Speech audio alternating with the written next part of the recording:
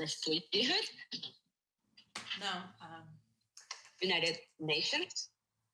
United Nations? People. Bart, that's not on our vocabulary list. Humanitarian. Yes, that's it. Hey, great job, Bart. Okay, your turn.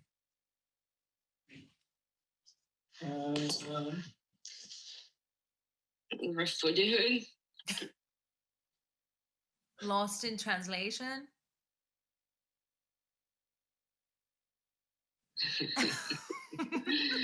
Okay, like bullfights.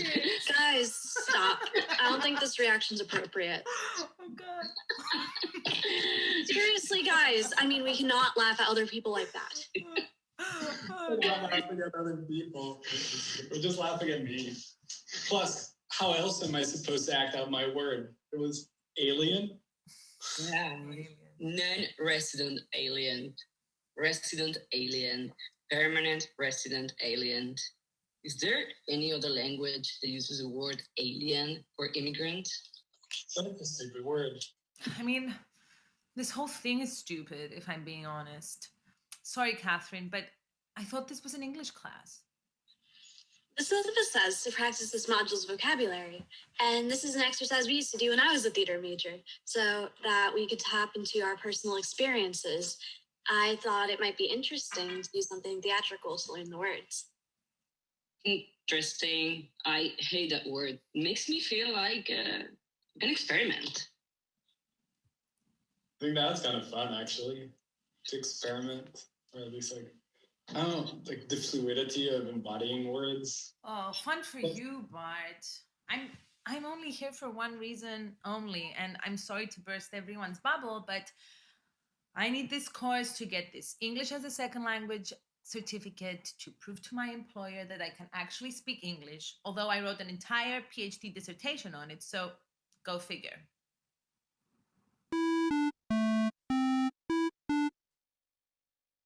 Deportation. Repatriation. Persecution. Stateless. Expatriation. Okay. This is horrible. But this is an exercise. My pronunciation is just fine. Chloe, please be patient. Yes, please. We need to practice. Great. Let's talk about the homework. Okay, I'll share mine. I wrote a story about our girl playing the role with her family. Thankfully, no one dies. And in the new country, she finds a dog that she adopts. Back home, she couldn't do that. So there is a positive ending. Okay, wait, this is stupid. Not your story. I just mean this whole thing. I'm practically American. English is my first language. I don't know why I'm even in this class.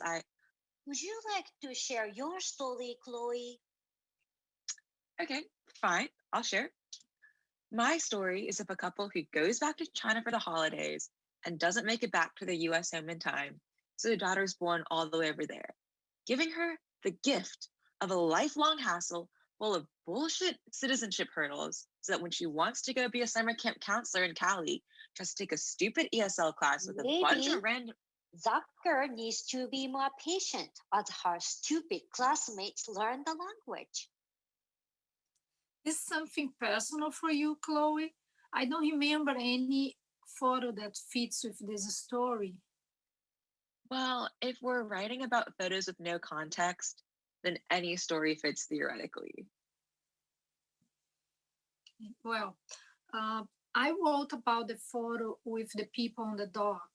My story is, after the photograph is taken, the woman's suitcase is stolen. She's left alone in the new city with just her children. The kids didn't stop to complain about the toys, their toys, they want their toys. And she just want to kill them. But I didn't finish yet.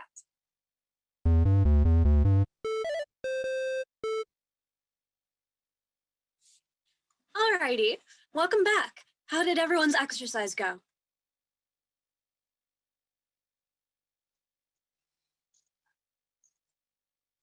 What worked? What didn't work? It went well, I think. We really paid attention to the details of English pronunciation. Oh, Sophia, we can't hear you. Sorry. I was fascinated to think about how the sounds come naturally from our mother tongues, but in some cases, it's so hard to shape. Great. It might have been fascinating for you, but I find the whole focus of this class infantilizing. I understand, Chloe. Would you please explain what infantilizing means to the class? There may be some people in our group who don't know the meaning of that word. My point exactly. Infantilizing is when you're being treated like a child. Immigrants aren't children. And also, I'm not an immigrant. I'm also not an ESL student. Well, you don't need to be a native speaker to speak the language really well, by the way. Just my 2 cents. Thank you, Helene. Thank you, Chloe. Anyone else? What do the rest of you think?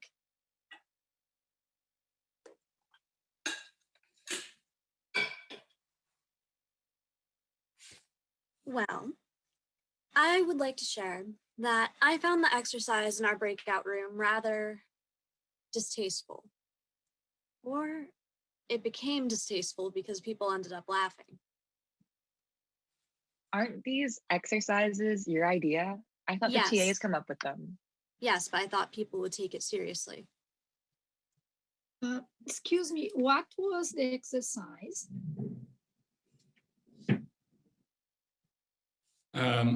We had to act out the vocabulary words using just our bodies, like charades, or what in Europe we call pantomime. Those words, they may be blanket terms, or as we call them, umbrella terms, but they carry horrendous, traumatic experiences of people suffering, of people dying, of people being refused their rights. We cannot laugh at anything that has to do with them. Right, so you're saying that we can't make things that refer to experiences other than our own? I mean, mimesis is the basis of art. What is mimesis? It feels wrong. It seems like another way of being complicit by laughing. Complicit in what? Look, Catherine, I know you are young and excited, but you're the only one here that does not have the experience of living away from home. So you don't need to be offended on our behalf, okay? Yes, don't be offended. But what is complicit? I've never lived anywhere else either. Also, it was just charades, but. Oh, I thought this was an English class. Hey, you think a language class is a neutral space, Jane? I mean, don't you see that every time you speak, that's political? Words are weapons.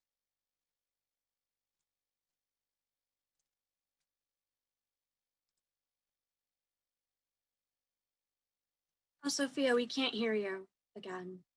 So sorry. Sorry again.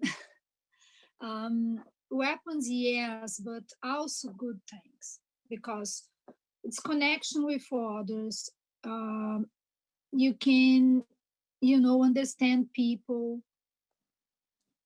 Some tools for communication. Weapons, tools, great idea. But we need to learn how to say them. I thought it would be nice. I tried to find something you all have in common. I work with immigrant students in Brazil. If you ever need advice, So if I may, I have to say that from an aesthetics point of view, at least, it was not easy.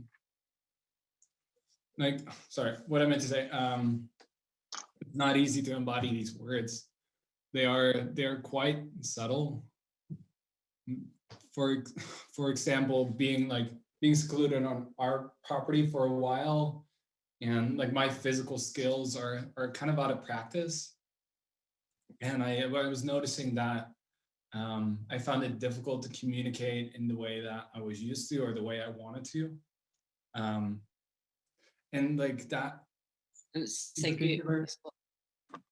Okay, but thank you for your testimony. It's very touching. But there's like 3,000 people dying out there, and you're talking about the suppleness of the body. I'm sorry, yeah. I'm talking about my experiences, and my work is dance, my life is dance. Okay, but it is kind of privileged, as they say here, to turn your cushy experience into some sort of show of hardship, you know? And anyway, just because we all share, sorry, Catherine, but just because we all share this one experience of being away from home, it does not mean that we all carry the same burden. I'm not away from home. This is my home. I'm American. And, you know, for some people, body movement, it's all about pleasure, beauty, okay? Like creating this extra something to make life more beautiful is almost a decorative thing, and fine. But for regular immigrants, movement, it's a privilege and sometimes a right they fight for. I'm really, yes, I'm really sorry. I speak about what I know, my experience. I can't speak from any other place. I can't fabricate another perspective. And I need this course for the residency. That's the only reason. You're so lucky, Bart. Can't you see it? I was not even able to become a proper academic because of visa restrictions. I used to be a psychologist. Here, I cannot because my degree is not recognized. Exactly. I wasn't being able to leave the country for the past 2 years. I think that sentence should have a present perfect tense. Okay. I have not been able to leave the country. Yeah, anyway, art for art's sake has never been my thing. I mean, my art, it's political. It's about community. Hey, Bart, is that a different background? You're already in the UK, huh?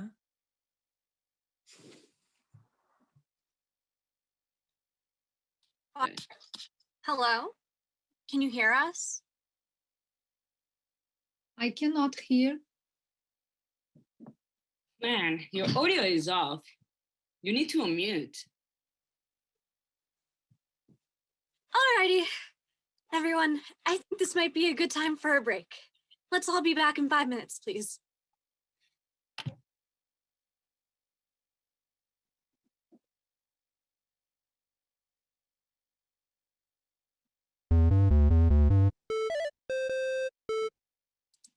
Hi, Sophia. Okay, let's wait a little longer for everyone to come back.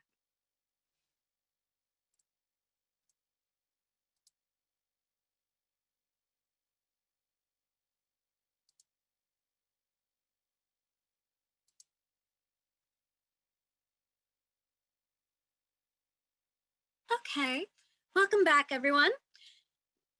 The second part of class will be sharing our homework assignments with the group.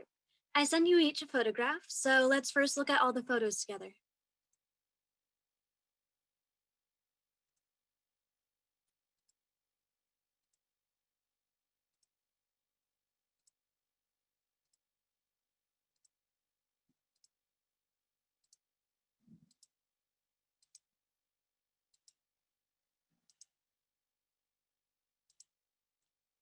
Oh, what is it, Eleni?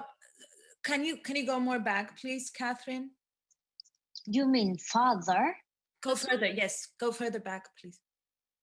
This one? No, you passed it. It's that one. You're there. Okay. Where did you get this photo? So the assignment was to each write a story based on a photograph I found online regarding this module's topic, migration. And Jane actually wrote a really good story about this one. Jane, would you share your story? Yes. Yeah, sure. The story is set in Colombia, where the This girl is photograph is definitely sleeping. not from South America. This photograph is from the Mediterranean. Please allow Jane to continue. Go on, Jane. Oh, okay. I'm so sorry. I'll change it later. So, she escaped the ruins of her home. She ran barefoot away from the bombs to the shelter that her family had dug out last year. Thankfully, she found them all there.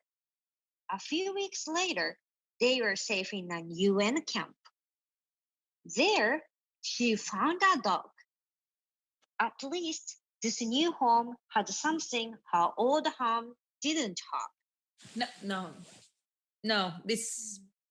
This is not plausible. It's not plausible.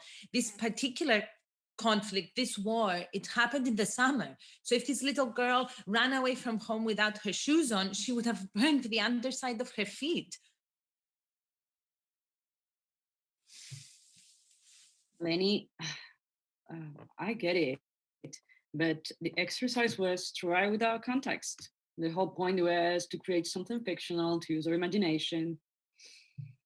Yes, Valenty's right. And Helene, please do turn your camera back on if you can. It's just going to be much easier. Yes, but there must be a limit to what we're called to imagine. We cannot distort people's real lives in order to edify and entertain others. Excuse me, what is edify? I mean, weren't we just saying that it's just but I just try? read it. Sorry, go on. Sorry.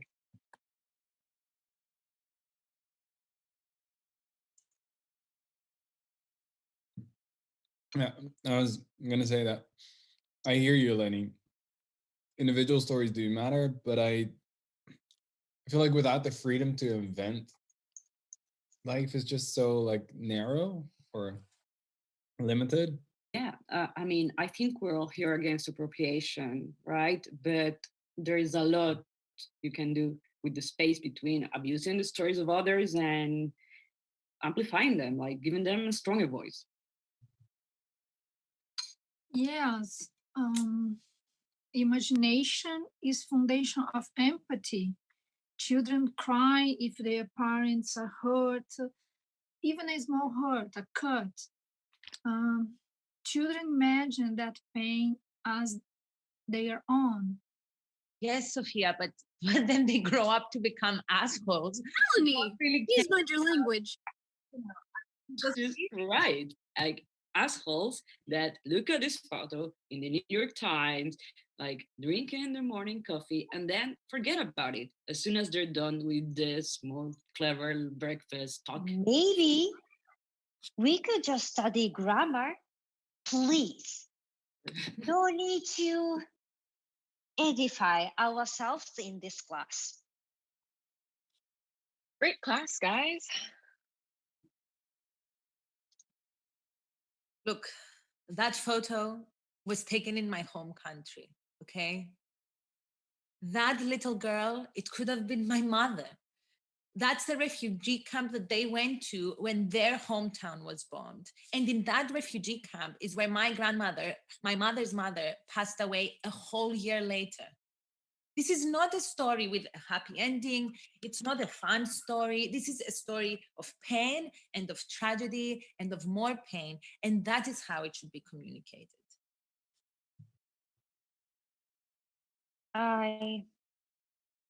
I'm so sorry, Eleni.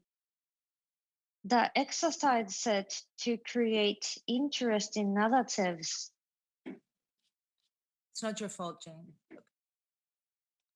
It was hard for you to see this picture. Intergenerational trauma is very hard for Please, refugee please children. don't psychoanalyze me, Sophia. I really appreciate it. Thank you very much. But all I am saying is that not every story is neat and not every story has a happy ending. That's all. So how do we learn about things then? I mean, how do we teach people history? Would it be better not to show these images at all? Alrighty. Thank you, everyone, for this really informational and engaging class. Unfortunately, this is all the time we have for today. See you tomorrow. There is no homework for tomorrow? No homework, Jane. Thank you for asking. Have a great day. Sophia, Yes, do people ever get over it? over what? That experience, moving somewhere else, migration. I don't think it's something you get over. Moving is part of your life, it's part of who you are, you know. I just keep waiting for the day where we can get over it, my parents and I, that we can move on, talk about other things, have other discussions, not just how bad American food is, not just what the word is for that one thing in Chinese. Why do you think this is a problem? Can be good things. Maybe when you get older, you can see that. In Portuguese, we say pessoas são lugares e lugares são pessoas. People are places and places are people. We cannot have one without the other.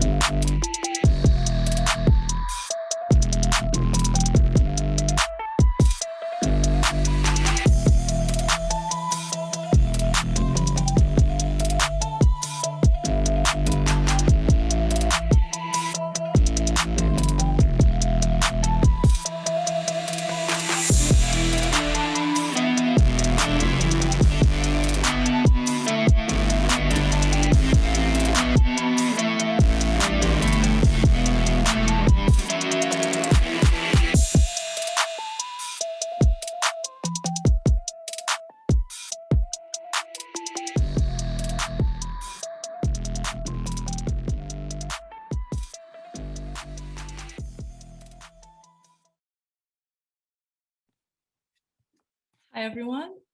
Thank you so much for joining us tonight for our premiere. I'm Bess. I am one of the collaborators on Resilient Distant Creative, the project that culminated in the performance that we just watched tonight. And tonight I'm going to host a Q&A session to allow you to ask any questions. I'm going to remind you that we're hosting in a webinar format, which means that we don't see or hear you in the audience. I do see a list of attendees, and I'm so happy to see that so many of you are here tonight. You're going to be able to ask your questions using the Q&A function at the bottom of your Zoom screen. Taking the cue from the concluding lines of our play, which says, people are places and places are people, and highlights the importance of geographical land on our identities and our histories. I just want to acknowledge that today I am calling you from the land that was stolen from the Wabanaki Confederacy Nations almost 200 years ago. I graduated from Princeton with the class of 2020, and the last moments of my undergraduate experience coincided with the terrifying first few moments of the pandemic. But through this project, with the support of the Humanities Council, I was able to extend my connection with the Princeton community, doing what I like the most, which is writing and collaborating on art production. I see some of your questions are already coming in, so without any further ado, I want to hand it over to my cast, starting with my lovely and brilliant colleague, the creator of Resilient Distant Creative and the director of ESL, Dr. Argiro Nicolaou. Argiro, let's see if you're able to join us. Hi, Bess. Hi, everyone. Can you hear me properly? Yes, you can. Okay, great. Hi, everyone. My name is Argiro Nicolau. I'm a postdoctoral fellow at the Seeger Center for Hellenic Studies, and I've had the privilege to coordinate the research project Resilient Distant Creative, of which tonight's event and the play you just watched, ESL, was a part. First of all, I'd like to express my deepest gratitude to the Princeton Humanities Council for making this project possible. This time last year, when the pandemic hit and all aspects of our lives were turned upside down, the Humanities Council responded with a call for rapid response magic grants that were meant to support research and creativity within the broader Princeton community during this difficult time. So it was the council's foresight and quick action that allowed this group to come together, to create together, to become friends and to learn from one another. And of course, to be with you here this evening. So a huge thanks to Kathy Crown, the executive director of the council, as well as to the whole executive committee, Eric Gregory, Benjamin Morrison, Leonard Barkan, Barbara Graziosi, Marina Rusto, Federico Marcon, Emmanuel Craig, and William Gleason. Another huge and very, very special thanks must go out to Ruby Shao, Min Pulan, and John Garafa for supporting this project and getting the word out for it, and to Karen Zucker-Greco. Thank you very much. So this project began as a way to explore experiences of migration and immigration at a time when distance, isolation, and loss blasted their way into everyone's lives in different ways and with different intensities. And this project has always been about respecting and working with the specificity and the incommensurability of each experience of displacement and channeling that respect towards building and sustaining community against all odds. So it's especially important for me to say this evening that our group and this work stands in solidarity with displaced persons, with immigrant and minority groups, with refugees and other disenfranchised populations, both here in the United States, where I'm based, and elsewhere. And our work stems from a place of deep appreciation for these experiences and the incredible resilience exhibited by such stories, and from a deep belief in the immense power of collaborative art making as a process of empathy and as a political process, which is, one of the main functions of theater as well. So back to you, Bess. Thank you. Thank you, Argiro. I'm going to invite our cast to join us on video and briefly introduce themselves as well. I'm sure everyone's very eager to hear from you. Oriela, would you like to start us off, please? Of course. Thanks, Bess. Well, hello, everyone, and thanks for attending. My name is Oriela Benavides. I'm a grad student of the Department of Spanish and Portuguese here in Princeton, and I play the character of Valeria. Hi, y'all. My name is Isabella. I am a second-year undergraduate student. I'm majoring in computer science, and I play the character of Chloe. Hi, I'm Marcia Borges. I'm a historian photographer, also hold a PhD in media, and I play the role of Sophia. Hi, I'm Allie, and I'm a junior in the music department at Princeton with certificates in theater, music theater, and dance, and I play the role of Catherine. Hello, my name is Meg Watanabe.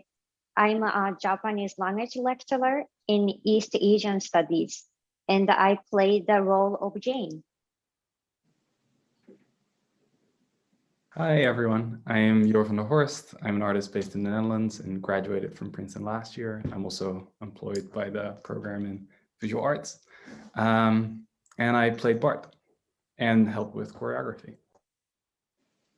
Thank you so much, everyone. I would first like to let you know that we're getting a lot of positive feedback, people saying that the performance was amazing and great job, and I definitely have to agree with that, not to toot my own horn. There's a great question that I would like to ask all of you that came from someone in the audience that says, I love the ESL framing. Talk about your ESL experiences beyond what it is in the play. And I feel like this question really can be interpreted broadly, and we can discuss a little bit what it meant for us to collaborate on this for a few months.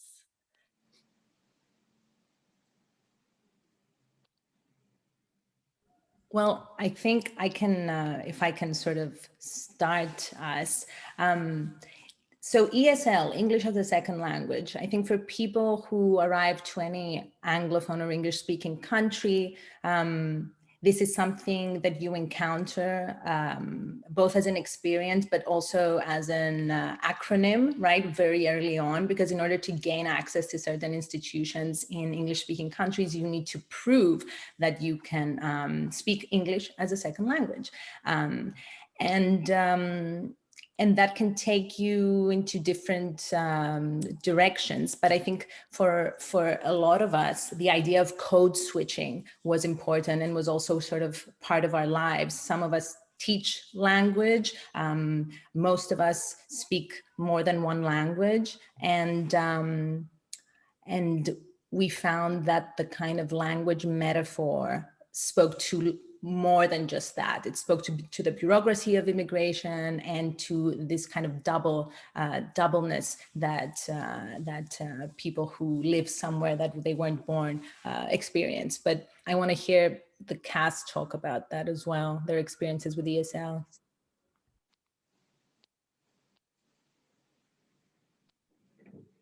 Okay, then I go.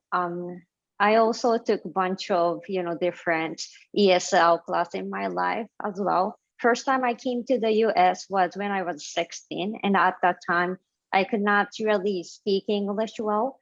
But, after I learned English in my ESL class, it really helped me a lot personally, not only because of the language itself, but, kind of built up the community itself, because I met a bunch of other students who were in the same situation like me, and I learned a lot from them as well. So yeah, it was very helpful experience, and also fun experience for me. Thanks, Meg. I really like that perspective. I think that's what ESL does successfully, which is combine the variety of experiences that are encountered in the classroom, where one, on the one hand, meets those who are in similar situations and learns from them and forges these very meaningful connections. And on the other hand, it can be a challenge. It can be, as Argiro pointed out, a form of an onus for code switching and trying to express yourself in search for understanding, which might not come as easily to all. There's an excellent other question that I quite like, which I think we can all speak to. It says, I would like to know, how was the script created? Was it collaborative work? Was there space for actors' inputs? Ariella, what do you think? Yes, I also wanted to add a little thing about what Megumi just said, and about this question on like this in classroom setting that we decide to take for the play. And well, although I wasn't familiarized very much with this specific like bureaucratical things around language that Ardita just described, I did feel very interested in like fictionalizing all the tensions that are around a language course. That is something that as a member of the Spanish and Portuguese department, we are very aware, because our department has a lot of language courses. And so from a personal point of view, and about the creation of the script, yes, it was absolutely collaborative. And I felt that even regarding another question that I read on the chat about being uncomfortable at some aspects, I was trying to remember a point in which I felt like I wouldn't do this or that. And that moment never arose. Like, I mean, maybe because the characters take a lot of what we think or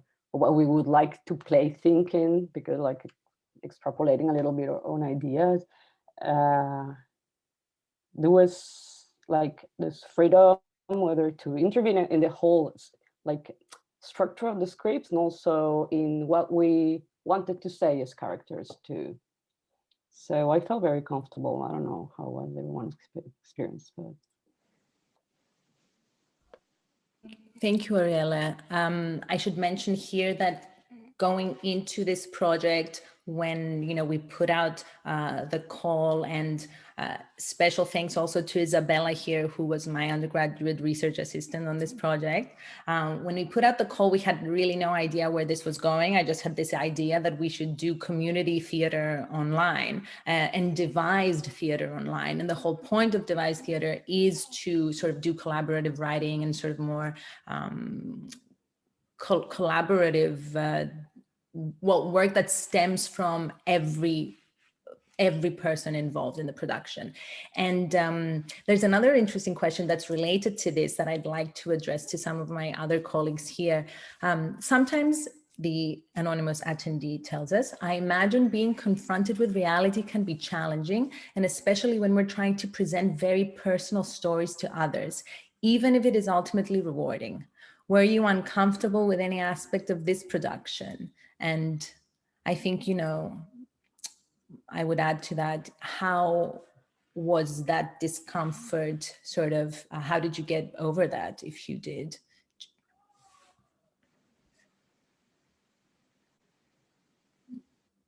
Marcia, do you want to tell us a bit about, I remember characteristically Marcia at one point when we wrote a character, at one point she told me, no, she's too much similar to me. She's too similar to me. Let's change her.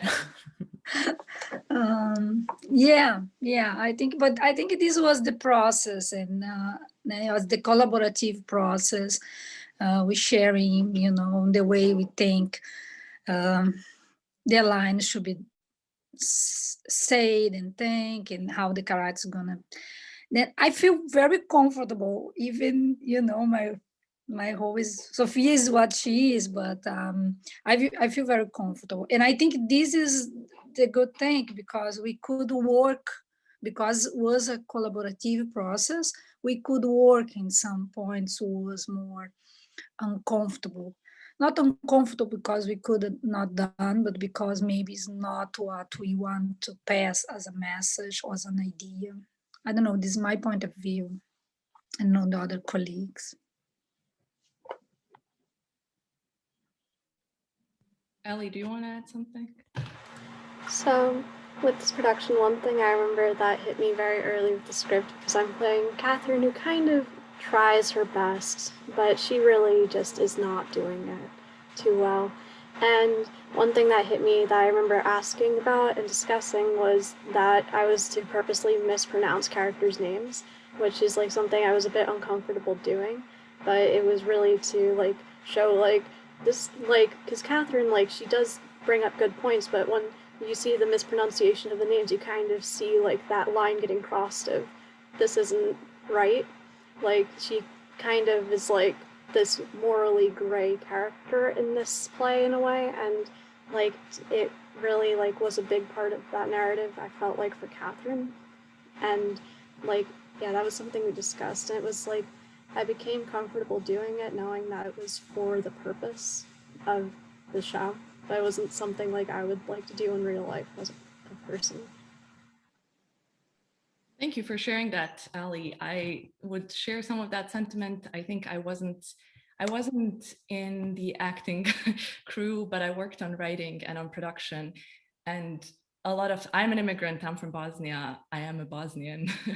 And a lot of times I think one goes about in their life not really thinking 24/7 about their immigrant identity and what that means, especially living abroad. But working on this play, because we tried to draw from our personal experiences, to hear each other out, to kind of weave in this network of feelings and to make it funny at the same time, I found myself confronted with some situations that maybe I would have preferred to not have to deal with in that moment. But I think, there's something nice about creating an arena in art to do this, because in some way, at least for me personally, it's a sanitized or a distant form of approach, which isn't necessarily how we deal with everything in life. And at the same time, because a lot of what I write, I like to be comedic, comic, and funny, and that it gives it a different flavor. So some of the discomfort was accompanied maybe with some growth and recognition that there's other ways to deal with some things that could have plagued me otherwise. So I don't know. I see another great question which might be related to this, which I guess it's a very similar one. So I'm just going to read it out loud to acknowledge that we did receive it and we're thankful that you sent it in. While making and preparing and eventually carrying out your roles, was there any kind of curative experience in terms of your real past experience of ESL? I guess if anyone wanted to maybe notice if there's any similarity or discrepancy, just like Ali did, between your played character and a character that was written, and your real experiences and what that meant for you.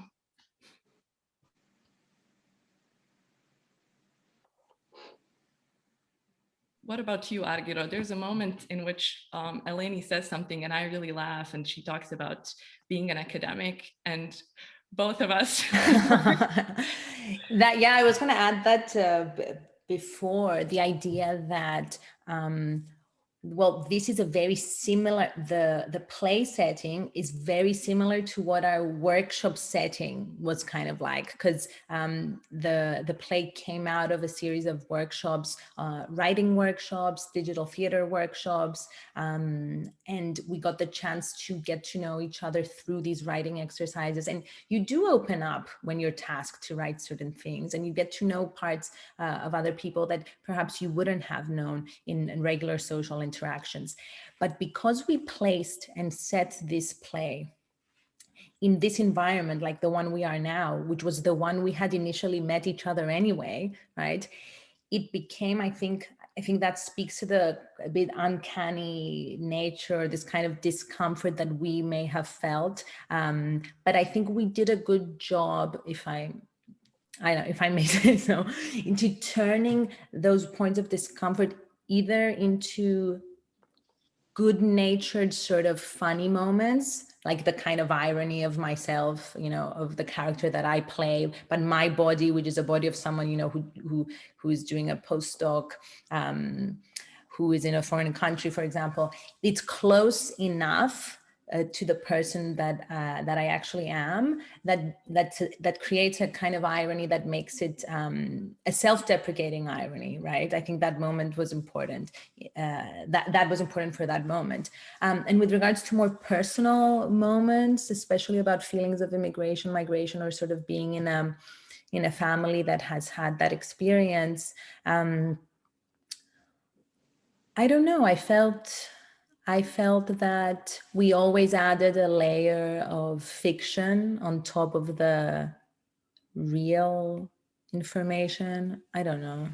Oriele was really good with that, actually, bringing us back to the real. She would always say, she teaches as well. She would always be like, yes, but in a class, they would really be saying this or that, right, Oriele? Yes, I love working a part of the script with you. Actually, well, you were already working on the structure when I came in, and I started to, like adding with you like those little details, which I thought could be my collaboration. And as well as Argiro, I felt very comfortable. I mean, I'm Venezuelan, and of course, migration and displacement is like a huge drama, like an actual drama that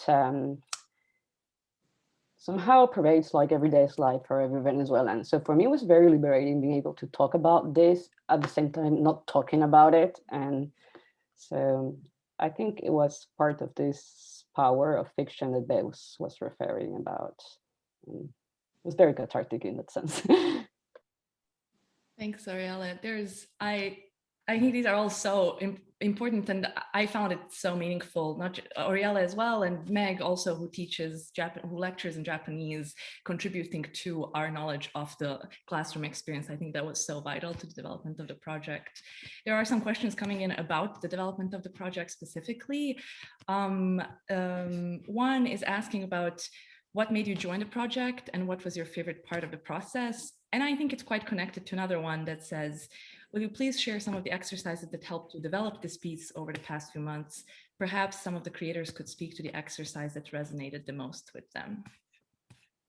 Is there any part? We've been working on this for quite a long time, and it's hard to sometimes remember all the things that we did, especially in the beginning, but there was a whole variety of kind of, it was truly from scratch. You know, a lot of people started baking in the pandemic, and I felt like this project was our little baking exercise, but from the very, you know, bare ingredients. So if there's anything that you remember and that you would like to recount to our audiences, I think they would love to hear that.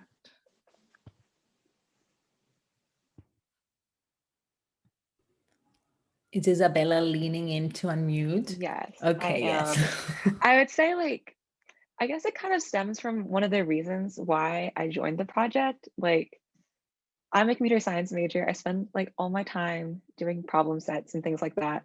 But I really enjoy, I guess, I enjoy both like collaborative writing, but also the way that digital media can be used to connect people. So it's kind of why I joined. And a lot of the workshops and activities that we did in the workshops, I feel like both were fun in the creative aspect, but it was also really interesting for me because, I mean, growing up, I went to a majority white school for my whole life, and now I'm at Princeton. So I guess there haven't been that many opportunities for me to write in a way that explores like the line between, oh, I've grown up here, I'm an American, versus I'm also a Chinese person. My parents are both immigrants and things like that. So I guess what came to my mind immediately when we were asked like, what was your favorite part of the project, was there were these two activities. One was like bringing in a picture or like writing something that was kind of like important to you that related to migration, immigration, things like that.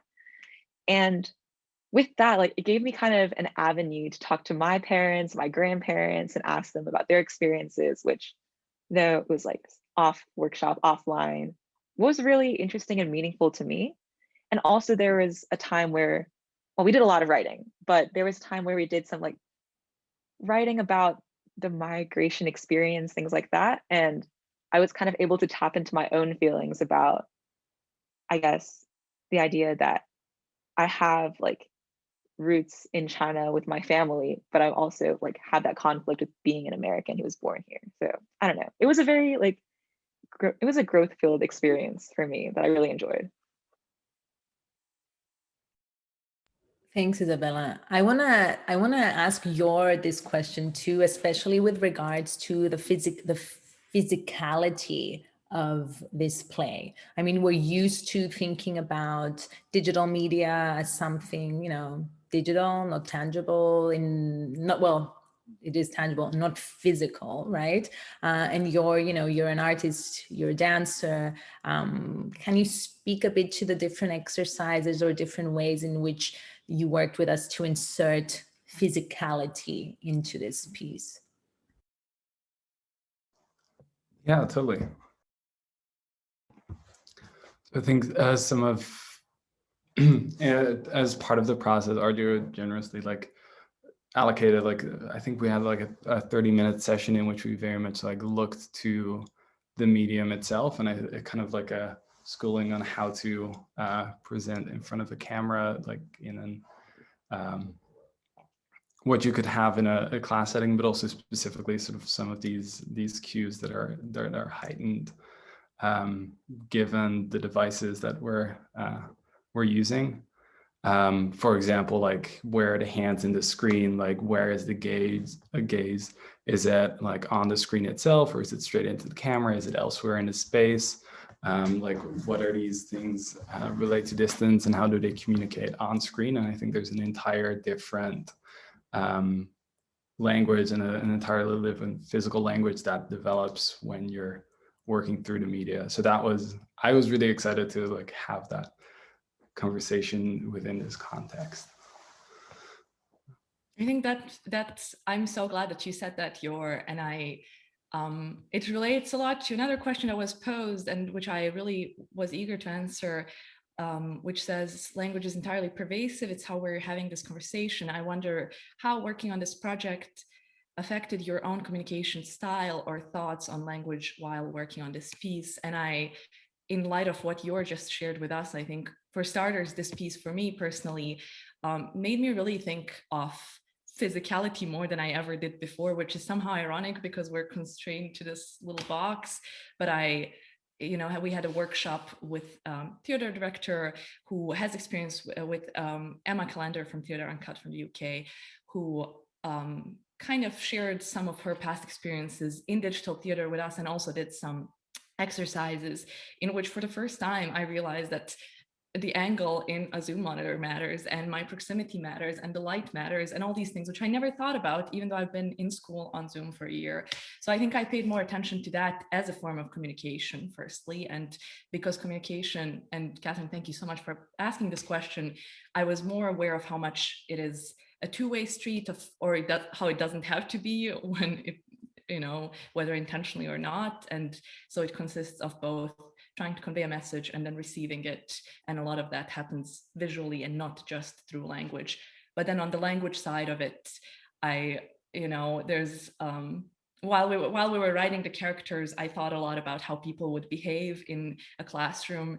And for me, most naturally, the reactions that came were the ones that I imagined myself having. So I know that some of the characters, perhaps in certain moments, embody certain things that I can imagine myself doing, whereas others I would never think that I would do. But then as we were writing them, as Argiro and Oriele and everybody else was contributing to them, I thought this is true and this is how people would act.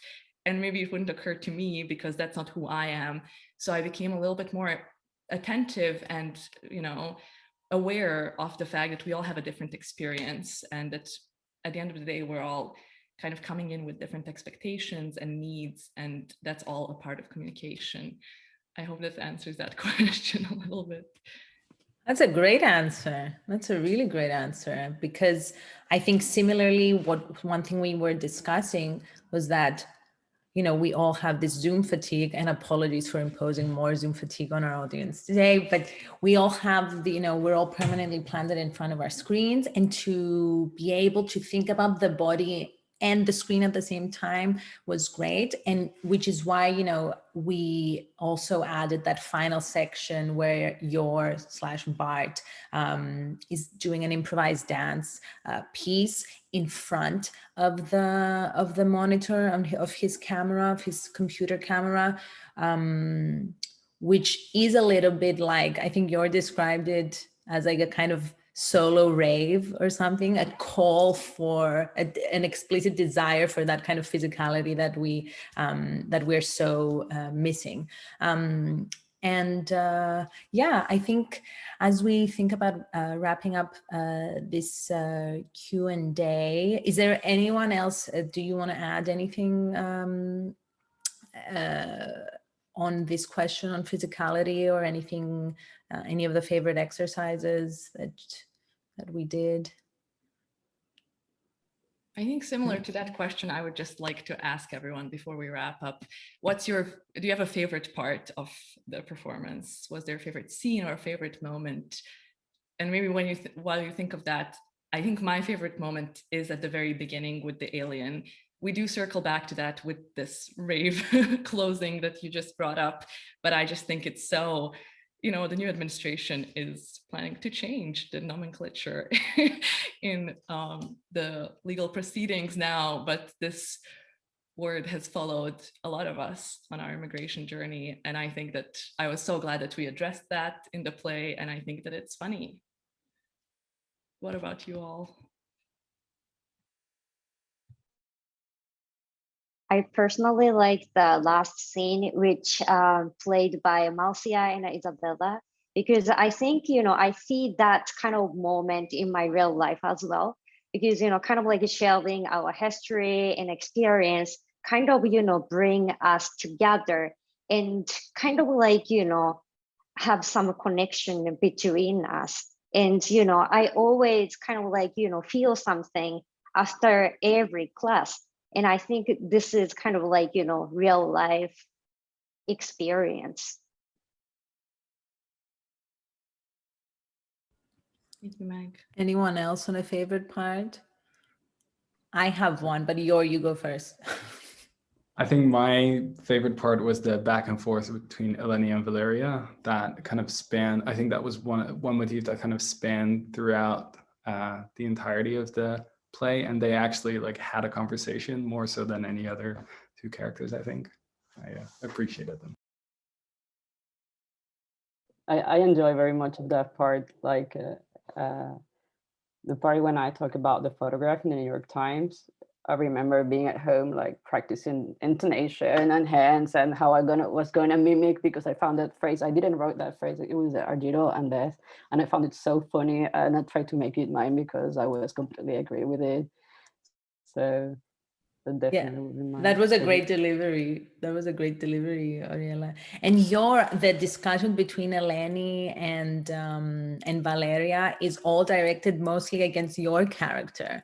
And you were a bit of like, I think the Bart and Catherine are a bit of like this poor scapegoat characters. But yeah, that was part of that setup there. Ali, were you going to say something? Yeah. One of my favorite parts, like, just because it was, like, so funny, was when poor Jane was like, can we get back to the homework? And, like, kept redirecting back to, like, oh yeah, this is a class. And I also just love the part when Eleni is just, like, losing it, and, like, Catherine just goes, please mind your language. Like, I remember when talking about that scene, like, we kept going back being like, we need to make it a bigger moment, and it was so much fun, especially since I feel like that's something I would not yell. And, like, as Catherine is so different than me, and it was just so fun to explore that. Definitely. And I'll add my favorite part is actually a Catherine line where I think it's Chloe asks Catherine, well, aren't you the TA? Aren't you setting up these exercises? Why are you complaining about the exercises? And then Catherine is like, well, yeah, I thought people would take them seriously. And that's one of the funniest lines there for me. And I think, this devolution of a kind of language class spinning into a discussion about these very, very big questions that are so personal, but are also political and global. For me, there's something really powerful about that. And it does speak also to the present moment, in the sense that everything we do is so charged with bigger questions and bigger things that are going on in the world and in our homes and in our communities. So I think, Ali, you hit the nail right on the head. But I'll pass it back to Bess. And yeah. Thank you so much, everybody, for sharing. I'm really glad we overviewed that. You're right, it's hard to pick a favorite one. And I'm so proud of all of you and all of us for working on this. And I'm really thankful for everyone in the audience. We don't want to keep you any longer. So if there's any questions that aren't answered, we might reach out to you via email afterwards. Thank you again, particularly the cast. It was lovely seeing you again. And I'm so happy that you're all here. And before, I think, yeah, this is it for tonight. Thanks, everyone.